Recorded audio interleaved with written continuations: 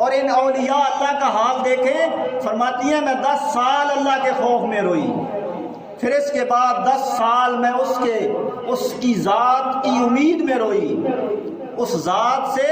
امید میں روئی کہ مولا تجھ سے ملاقات ہوگی،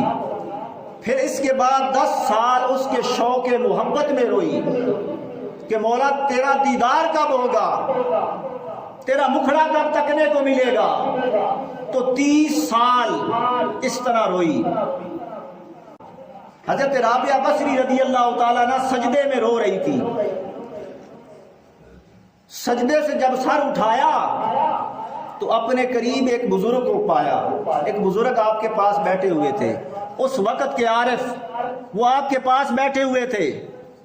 آپ نے اس کو اپنے قریب پایا تو اس نے آپ کو سلام کیا،